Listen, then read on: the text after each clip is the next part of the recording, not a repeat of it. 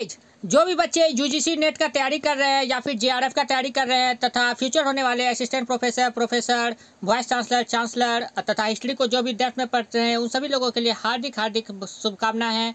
तो आप लोगों का ये लेक्चर नंबर 7 है। इससे पहले आप लोगों का लेक्चर नंबर 36 तक हो गया है, लेकिन कुछ बच्चों ने कहा था ऑफलाइन में आकर कि सर लेक्चर नंबर 7 अपलोड नहीं है। तो मैंने देखा कि लेक्चर नंबर 7 सच में नहीं है, वो टेक्निकल इश्यू के कारण लगता है वीडियो को हटा दिया गया है। तो लेक्चर नंबर 7 को फिर से बनाया जा रहा है। लेक्चर नंबर 7, तो इस लेक्चर में हम लेक्चर 7 का बात करेंगे और इसका पीडीएफ आप लोगों को टेलीग्राम चैनल पर अपलोड कर दिया गया। टेलीग्राम चैनल पर इसका पीडीएफ आप लोगों को 7 जुलाई 2024 को मिल जाएगा। आप लोग वहां से जाकर देख सकते हैं। टेलीग्राम चैनल का लिंक आप लोग को डिस्क्रिप्शन में दे दिया गया है, या फिर आप लोग टेलीग्राम चैनल पर जाकर के SRM फैमिली को सर्च मारकर भी टेलीग्राम चैनल से जुड़ सकते हैं। तो चलिए let's start the topic lecture number 7। तो लेक्चर नंबर 7 में आप लोगों का था अश्व घोष के बारे में। तो अश्व घोष की रचनाएं कौन कौन है? तो बुद्ध चरित अश्व घोष की रचना है, सौदरानंद, सारितपुत प्रकरण, ये सब सारे अश्व घोष की रचना है और ये सारा बुक जो है वो संस्कृत भाषा में लिखा हुआ है। अब जैन साहित्य पर आते हैं। तो जैन साहित्य को आगम कहा जाता है, आगम को ही सिद्धांत कहा जाता है। तो जैन साहित्य को क्या कहा जाता है? आगम या सिद्धांत कहा जाता है। और इस आगम में जो है 12 अंग महत्वपूर्ण है। कितने अंग महत्वपूर्ण है? 12 अंग महत्वपूर्ण है। और आचारांग सूत्र जो है ये जैन साहित्य है। ये जैन भिक्षुओं के आचार अर्थात आचरण का उल्लेख है इसमें। और भगवती सूत्र जो है इसमें महावीर के जीवन पर प्रकाश डाला गया है भगवती सूत्र में। और इसमें 16 महाजन पदों का वर्णन भी है। किसमें? तो भगवती सूत्र में। और न्याय धर्म कहा में महावीर की शिक्षा है। क्या है? न्याय धर्म कहा में महावीर की शिक्षा है। और ये सब आप लोग का जैन साहित्य है।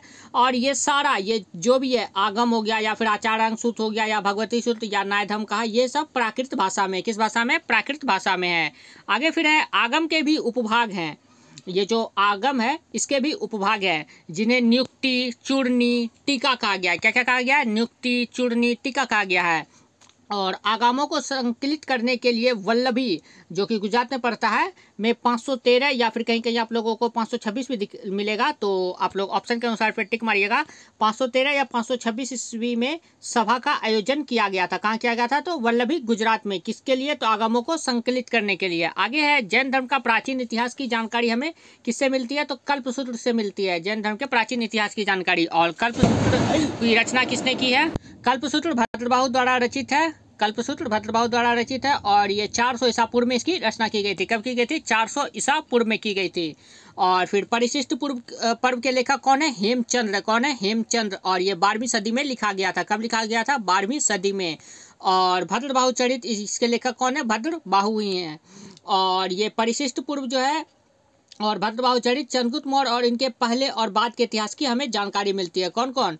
तो यही परिशिष्ट पर्व और भद्रबाहु चरित से इसमें हमें चंद्रगुप्त मौर्य और उनके पहले मतलब चंद्रगुप्त मौर्य के पहले के बारे में इतिहास के बारे में जानकारी मिलती है।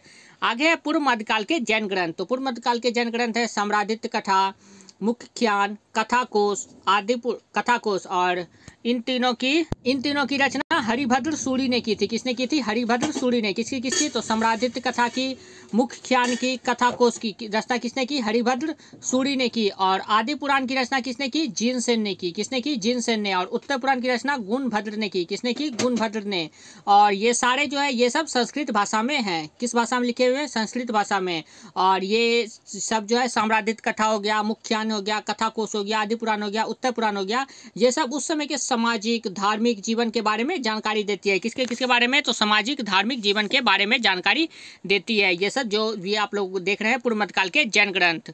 तो आज का वीडियो यहीं पर समाप्त होता है। फिर लेक्चर 8 में आप लोगों को बता ही दिया गया है कि फिर आगे आप लोगों को लौकिक साहित्य के बारे में बताया गया, अर्थशास्त्र के बारे में, कलहन की राजतरंगिणी, सिकंदर के बाद विदेशी लेखक, ये सब आप लोगों को फिर आगे बताया गया था।